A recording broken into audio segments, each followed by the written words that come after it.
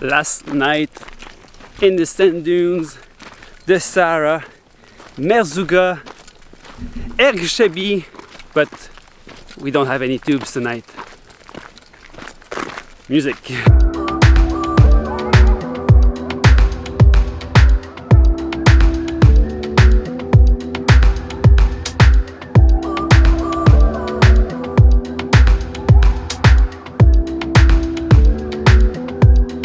So basically we brought a bunch of different tools that we wanted to try this week, but we ended up just doing tubes in the sand dunes for some reasons. Those reasons are addictions. Just addictions. Yeah. Every day. Yeah, exactly. We were sometimes shooting in a rush and stuff, and we didn't want to lose any of those precious minutes of creation. We have, as you can see, some other gear. This is not a tent. Are you going to space? Yeah.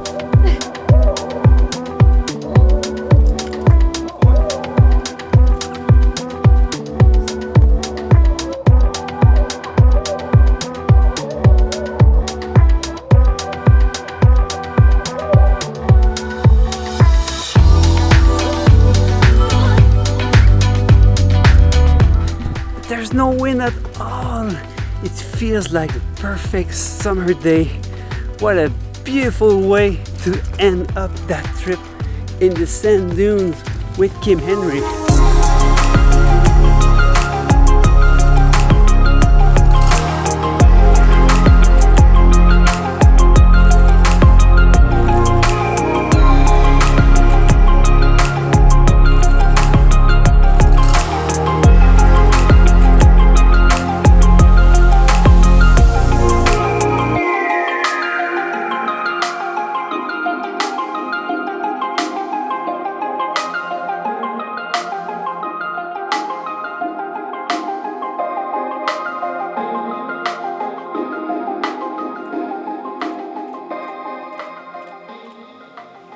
So basically our goals for tonight to do some needles, which is the thing I have in my back, and to do some acrylic plate. And this is what I'm going to start with. So I'm going at 85 millimeters. Gonna have a very narrow field of view using probably a large acrylic blade, and I hope it's gonna be strong enough to use it during the blue hour. And I'm going to use the T handle also just to be a bit further away from you.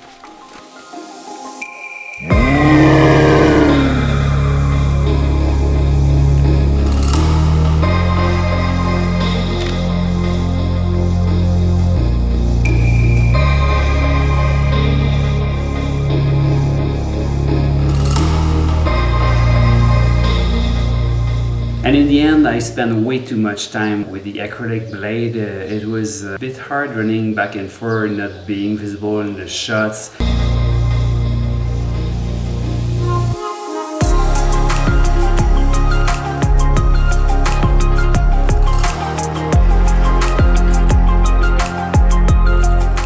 We only had time for the needles a little bit, but what a great place we found. It was right beside the first spot.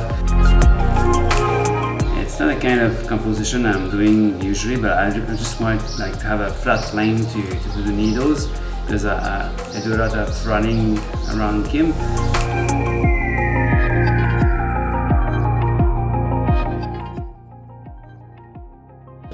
Quite happy. It was the first time we went out without the tubes, and well, we did a few interesting things, but I didn't manage to use the Poi and to do some abstract like painting, so it's gonna be for another time. What I found interesting about this trip, like we came to the Sahara 4 years ago, but back then we were doing mostly like sunset shots and dance sequences, like time lapses and stuff like that.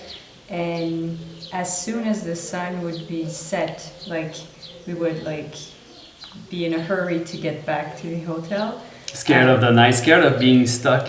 Yeah. In the darkness of the night in the sand dunes, but there's nothing to worry about.